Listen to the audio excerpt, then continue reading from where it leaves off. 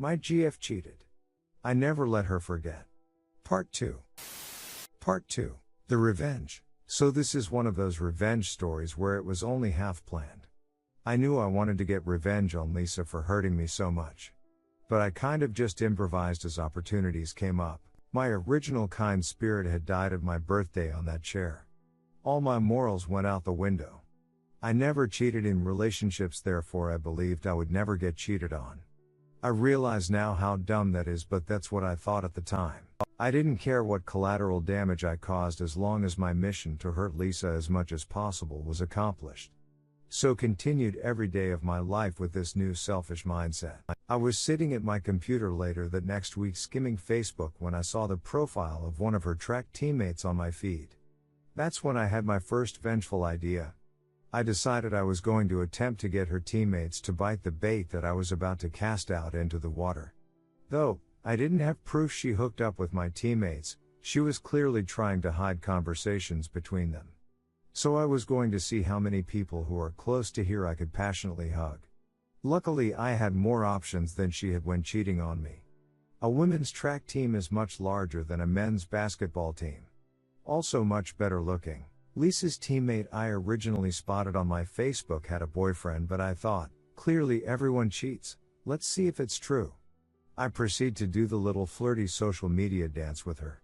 You know, the one where I like a couple of her photos, she likes a couple of mine back. I shoot her a message and bam. She's at my house in my bed about a week later.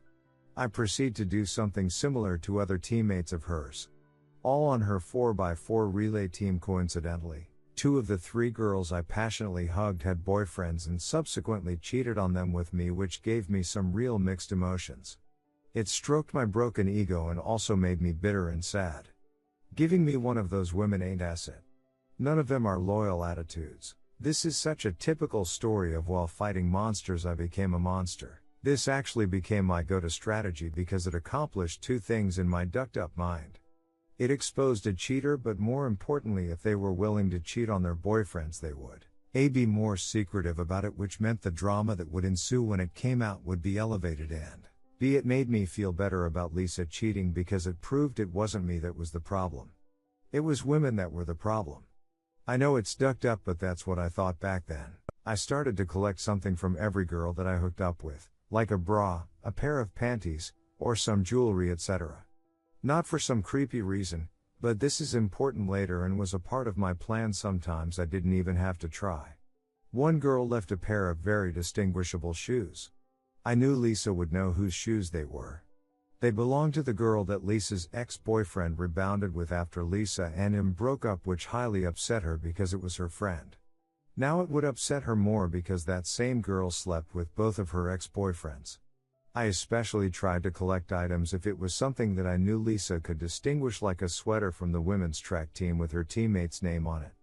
After some time I had collected a boatload of asset. After a couple months or so, one of Lisa's teammates' boyfriends found out about me and his girlfriend, and it started a big, beautiful, dramatic explosion of series of events with her and her teammates. This led to all of them finding out about one another's promiscuity. The drama was massive. Even their coaches had to get involved, it got so bad. This made me feel so powerful in such an evil yet satisfying way. I fell in love with the destruction I was causing. The most awesome part about all of it was that same week, the athletics PR team had put massive posters of me all over campus promoting the next game. They were everywhere. Some of the posters took up the entire side of buildings, so Lisa and her friends had to see me all over campus every day while this drama was erupting all around them. I felt like a triumphant dictator. It was glorious and pathetic at the same time. Their coach even proceeded to have a serious meeting with the compliance department and my team's coaches. My coaches literally laughed at her, saying this seems like an internal issue, but OP hasn't done anything illegal or broken any school policy, so there is nothing we can do. This infuriated the women's track coach. Their team had fallen apart. Their national ranking began to plummet. Then Lisa's coach even got in trouble for being caught tearing down some of the smaller posters of me on campus in raging temper tantrum. I loved all of it. I continued to add fuel to the fire. Posting photos of me with girls, smiling, being happy every chance I could on Facebook and Instagram. But under it all, I was bitter. I was so deep into my new mindset I had already forgotten the kind-hearted naive kid I used to be. I hated my old self because I let some girl emasculate me. I was so full of self-pity looking back it's depressing.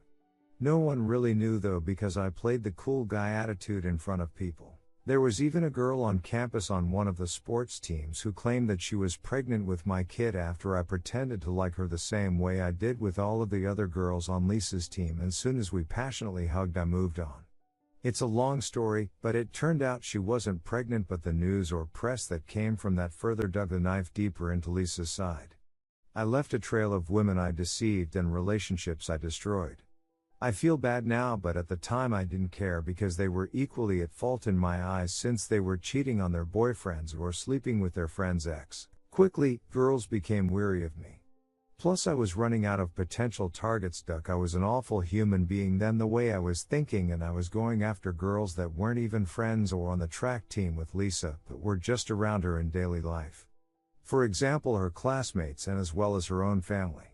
I even flirted with her sister who was married with a kid, and I almost succeeded. She was down, but her and Lisa's dad found out about it and stepped in and put a stop at all before we could do anything. Her sister was ostracized as the news spread within the family. I wanted Lisa to know I was everywhere and constantly remind her how she ducked up.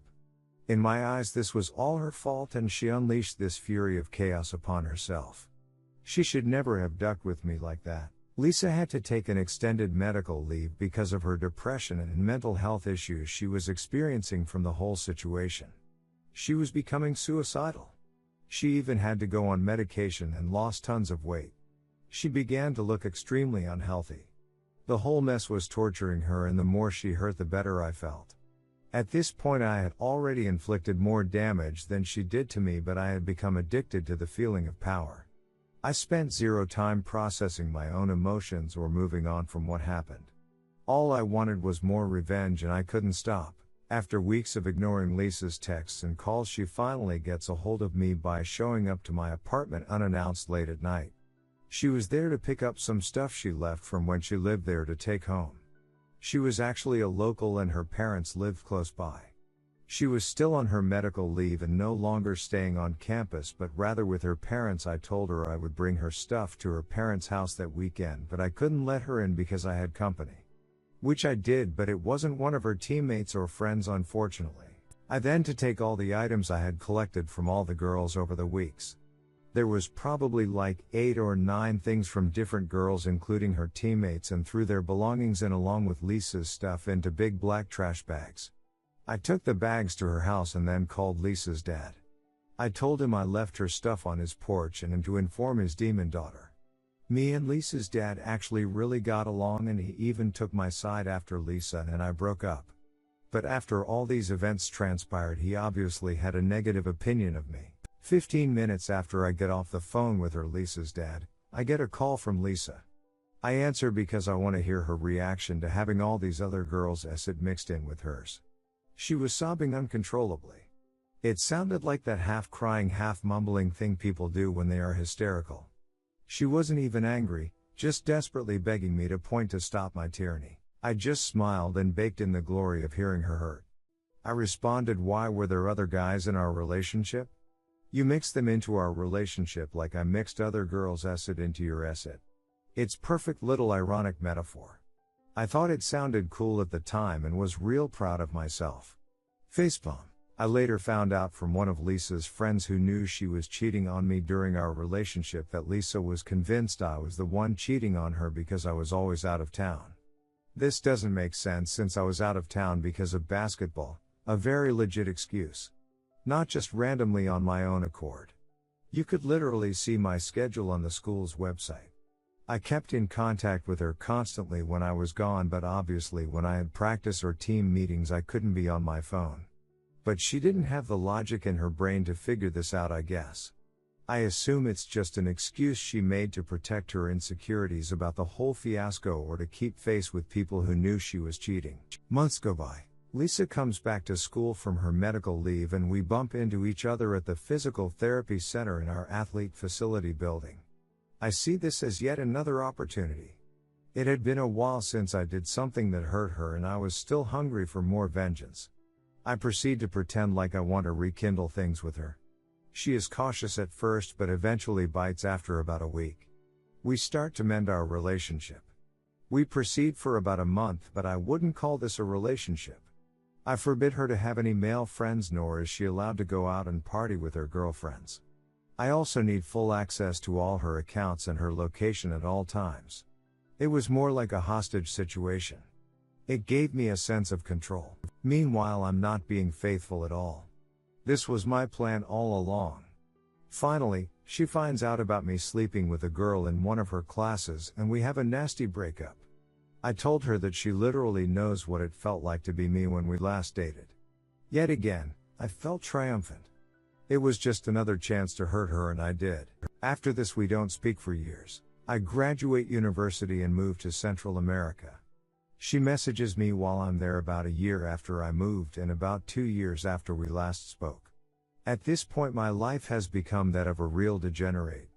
I was doing copious amounts of drugs on a daily basis and about 75% of my life was involved in some sort of illegal or nefarious activities. But I still blame her for me becoming the dark soul that I was and taking no responsibility for bitter immoral nature.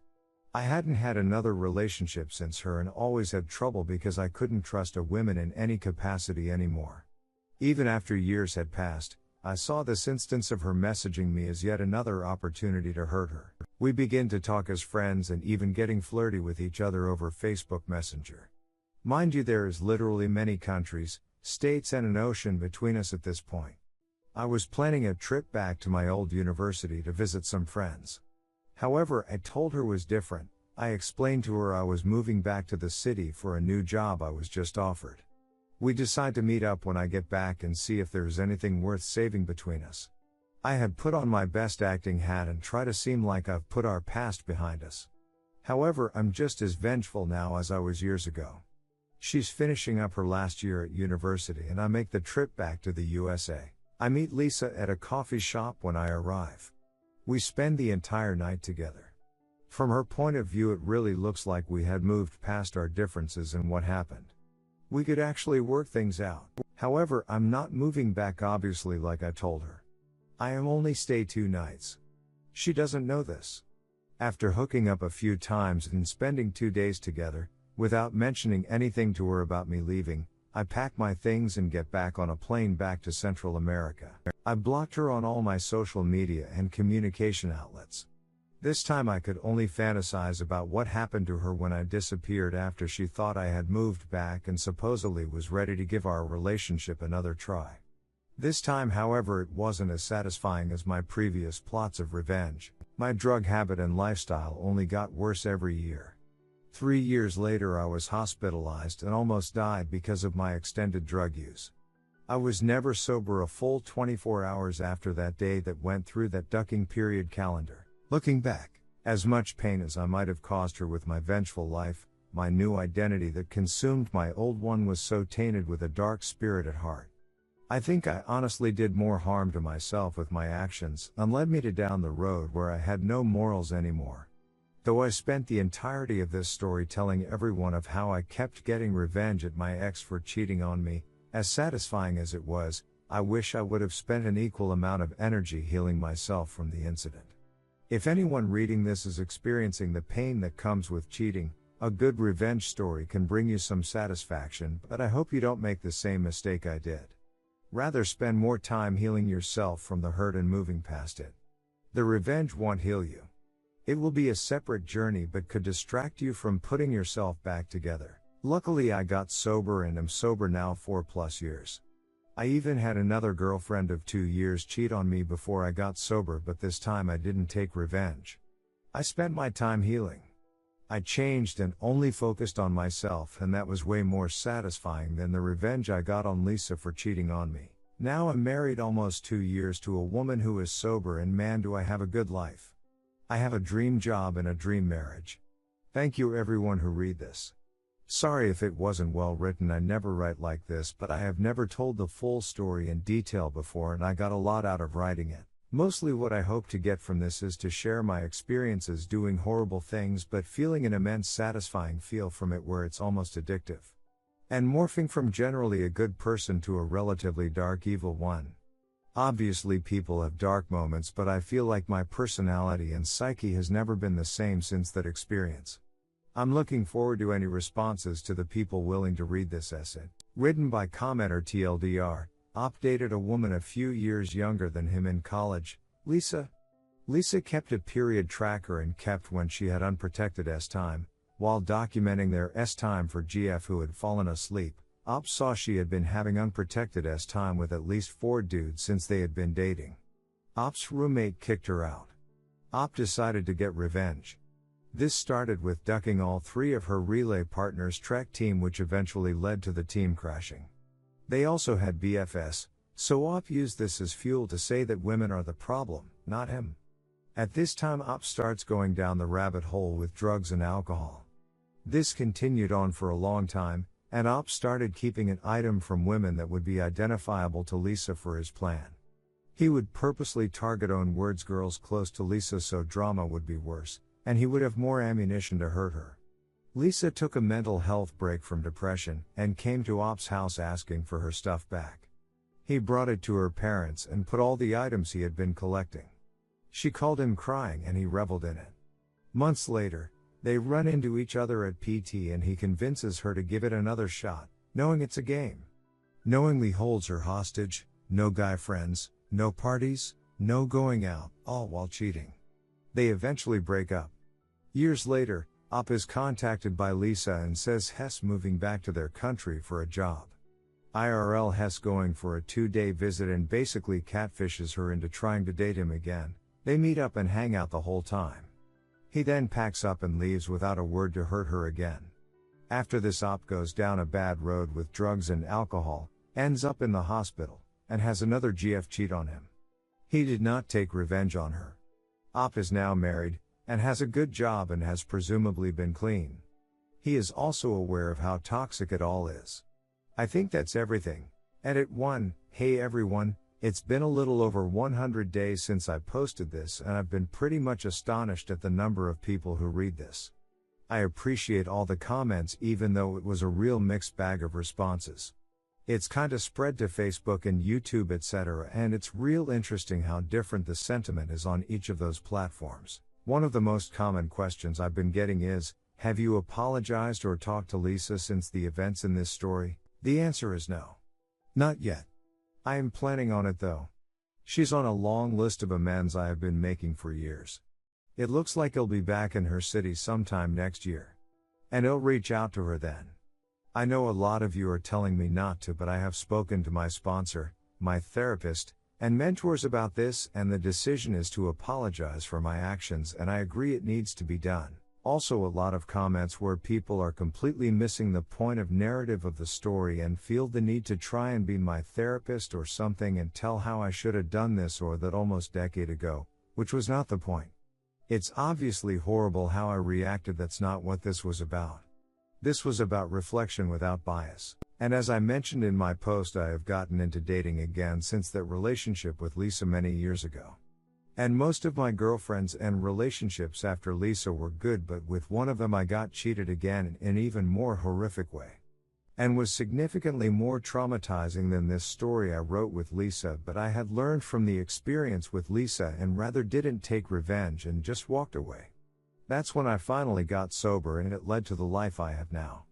And I'm considering writing post illustrating that story because I actually end up doing the healthier thing even though I was hurt even more than with Lisa. The thing that totally shocked me and honestly filled my heart with empathy is the sheer number of men who reached out to me on here sharing their own stories of infidelity and drug abuse, either asking for advice or just to share their own emotions and stories, and I felt connected to people dealing with the things I did back then, and it was so fulfilling to have the opportunity to help these men deal with their trauma in healthier ways than I originally did. But thank you all for your responses as much as they vary. But generally I think all arguments made below have an element of truth.